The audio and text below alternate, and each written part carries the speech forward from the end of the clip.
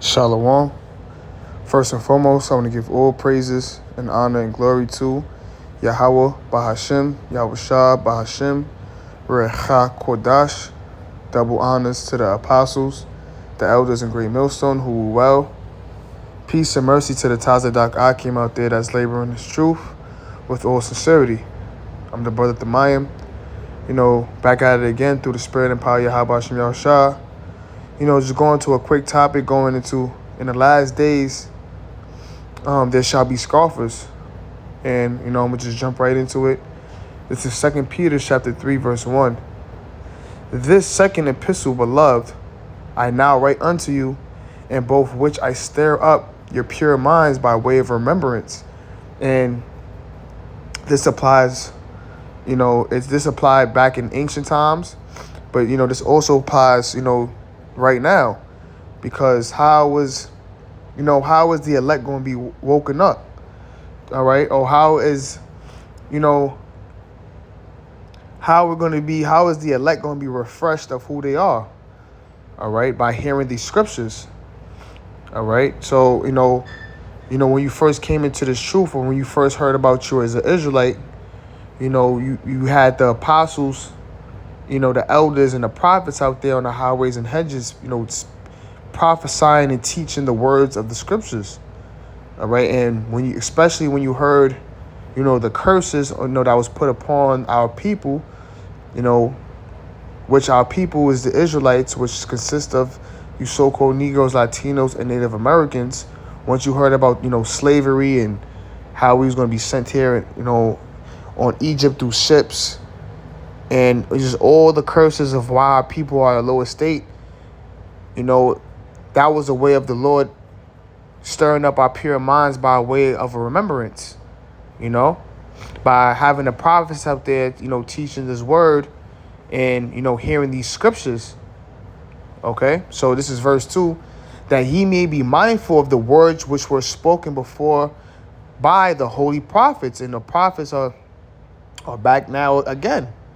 The scriptures speak about how the spirit of the prophets are subject to the prophets, and reincarnation is biblical, which reincarnation means back in the flesh. So the prophets that was back in the ancient times are back today. All right, we have Jeremiah back, Isaiah back, Habakkuk, Nehemiah, Jeremiah, all these prophets plus more are back to this, to this very day, speaking the same, same words, speaking the scriptures. All right. So this is 2 Peter chapter 3 verse 2. It reads that ye may be mindful of the words which were spoken by the holy prophets, and of the commandment of us, the apostles of the Lord and Savior. So, this was the way, like I mentioned before, of how, our minds were stirred up by the way of remembrance, by listening to the prophets, the apostles and the prophets on the highways and hedges. All right. Listening to these scriptures. All right. And if you was a believer back then, you're going to be a believer to this very day until now. Okay. So when you heard the scriptures, it was like, oh, wow. Yeah, that makes sense. Oh, yeah, I am from the tribe of Judah. Or I am from the tribe of Ephraim, Issachar. Oh, yeah, that makes sense. Oh, yeah. Yeah, our people are oppressed in today's captivity. Just like how people were oppressed throughout, the 4 different kingdoms that ruled. All right, and we know right now this is the new Rome. Okay, so it says, verse 3, knowing this first, that there shall come in the last days scoffers, and we're living in the last days of the last days, because the last days started when Yahweh Shai came on the scene. That's when the last days started. All right, and now 2,000 years later, we're even, closer to, we're in the last days of the last days. We see prophecies, coming to be fulfilled. We see the chip, the mark of the beast. We're closer and closer to the mark of the beast being implemented, as a new currency, which the mark of the beast is the chip, the RFID microchip. They have articles going into the Neuralink and how they trying to, chip your hand or forehead. All right. We see the CBDCs being set up, and we have these other countries that's trying to combat and get rid of the U.S. dollar, because the U.S. dollar is the number one world's currency. So we have, allies like such as the BRICS, all right, trying to combat the U.S. dollar, as well as, several other countries, all right? And you have several other countries who already abandoned the U.S. dollar, all right? So I'm going to read it again. This is 2 Peter chapter 3, verse 3. Knowing this first, that there shall come in the last days scoffers. So what does the definition of a scoffer mean? All right, let's go into it. All right. Matter of fact, scoffer. So the word scoffer means to make light of something. And that's what a lot of people, the 2/3 of the nation of Israel, they do. They make light of the scriptures. They don't take the scriptures seriously. They don't take the words of Yahweh Shem Yahushua serious.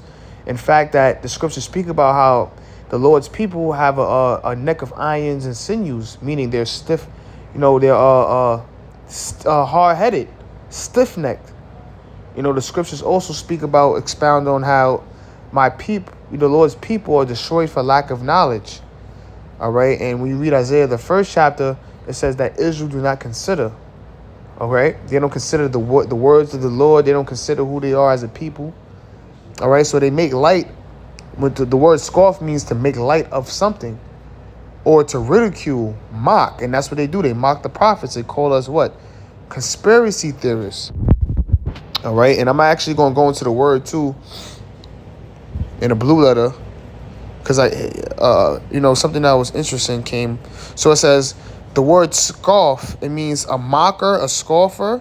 Now, when you go into the strong definitions, it says a derider, right? Which is funny because in the world, a lot of people, matter of fact, when you go into the word deride, it just means to mock. So just to prove that, it says the deride, laugh at, in contempt, mock, ridicule, laughter. So in the world, when you used to, joke on, when, your friends, they called you what? A derider. Because you're basically, but they don't know it. They trying to insult you by saying it, but what it really means is because you're laughing at them, you're mocking at them. So you're considered to be what? A deride. All right. So a lot of our, the 2/3 of the nation of Israel are deriders. Not trying to be funny, but yeah, the scriptures say, look, a scoffer is a derider. So if you scoff at Yahweh Shem Yahushua, you are considered to be a derider.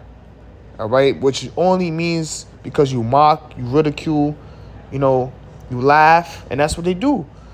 When we speak about how the Lord is coming back, with the angels, and how he's gonna crack the clouds and destroy America with fire, they laugh at that. They they mock us, they ridicule us. When we say the dollar is gonna crash, they mock and ridicule us. They what? The dollar is never gonna crash. The dollar is gonna be here forever. The U.S. dollar is gonna be here forever. So you considered a derider. So the word scoff also means a false teacher, and you have different Israelite camps who teach what? The mark of the beast is not the RFID chip. That in fact that the mark of the beast is carnal, or sin, or spiritual. You have people who say that the book of Hebrews is not the word of God, and Paul's writings are not the book of God. You see, you have people out there that say you can have sex on the Sabbath day, which they're really scoffing at the words of Yahweh Shem Yahushua, and they're considered to be what? False teachers. So the word scoffer means to be a derider, someone who mocks and laughs, to make light of something, as well as scoffer also means to be a false teacher. All right. So I'm going to read it again. It says in 2 Peter chapter 3, verse 3, knowing this first, that shall come in the last days scoffers, walking after their own lusts. So they mock the truth and they follow their own desires, their own flesh. So they will mock us for not, for not eating pork, shrimp, crab, lobster. They mock at us. They mock at us when we don't line our hairs up. They mock at us when we go out there on the highways and byways in the snow, calling us snow dummies. They mock mock at us, and they follow their own lusts, their own desires. When we say we don't commit adultery, they mock and scoff at that. As a matter of fact, let me get another precept. This is Proverbs chapter 1, verse 20. It says, wisdom crieth without, she uttereth her voice in the streets. All right, and what wisdom crieth without? The wisdom, coming from the holy scriptures. Okay, and she's being uttered out on the highways and hedges, and it goes into it. It says, she crieth in the chief place of concourse. When the chief place of concourse is, where traffic is at. That's what concourse means. It means traffic. So wisdom is being taught out in the streets. They don't say that it's being cried in the temples made by hands in these different churches. The true wisdom of the scriptures are being cried out in the chief place of concourse, where it's traffic and where it's busy at. Meaning that the prophets are out there teaching on the streets, as the Lord commanded the prophets to do, to go out there and teach on the highways and the hedges. It says in the openings of the gates, and that's why the scriptures say that you're gonna to show to show proof of thy ministry. Okay, so how do we show proof of our ministry? By going out there on those highways and hedges, as well as doing our videos, to keep edifying the Lord's sheep. Okay, so it says, in the city she uttereth her words, saying, how long ye simple ones will love simplicity? And the word simple means foolish. And the scriptures speak about how the Lord's people are, sottish people, meaning stupid, foolish people. So how long are you going to be foolish and simple? All right. It says, and the scorners delight in their scorning, and fools hate knowledge. So how long are you going to be a scorner, a scoffer? How long are you going to be considered foolish? All right. If you believe in Kemet, you're considered foolish.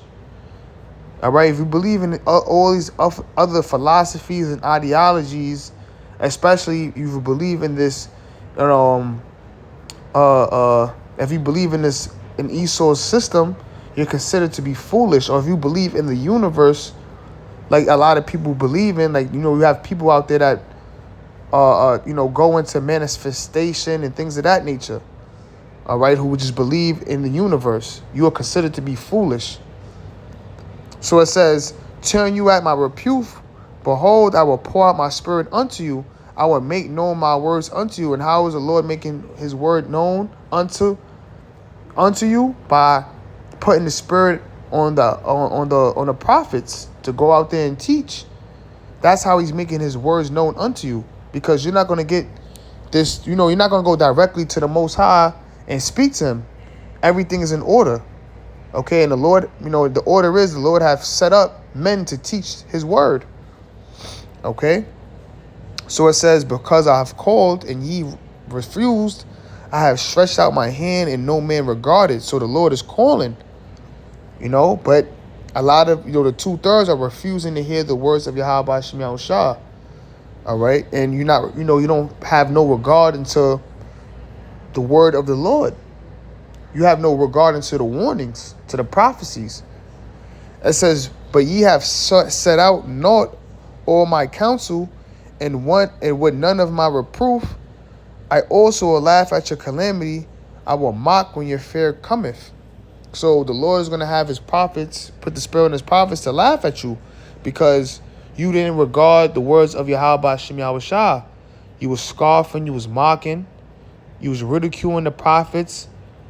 Okay, and when Jacob's trouble come, which when you go into Jeremiah, the 30th chapter, the 7th verse, a time never seen before, when you're going to look for the answers, when there's a famine of hearing the words of the Lord, the prophets is going to laugh at you. when we seeing you go through, calamities, tribulation. Okay? It says, when your fear cometh as desolation, and your destruction cometh as a whirlwind, when distress and anguish cometh upon you, then shall they call upon me. So when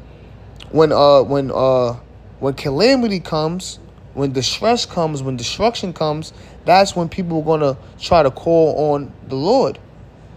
In fact, that they're not even going to remember the names of the Lord. The Lord's going to put the spirit of them on them, not to even remember the name. It says, but I will not answer. They shall seek me early, but they shall not find me.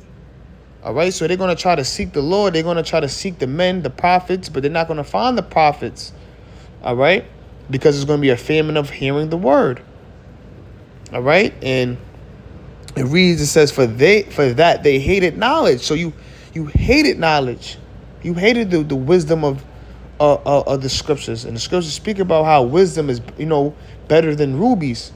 So, and that's a thing. A lot of people serve money. And that's why the scriptures speak about how, you can't serve mammon and God.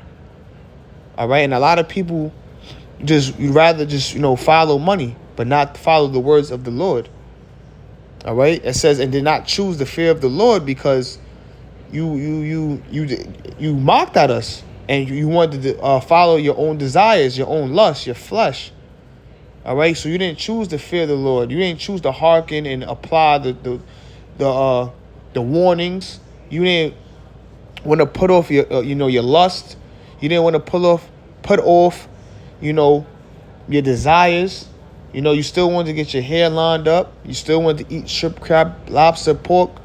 You still wanted to commit adultery. You see? You didn't choose to fear the Lord. And the scriptures speak about fearing the Lord as the beginning of wisdom, because you didn't consider what the Lord was going to do to you in the end times. Okay?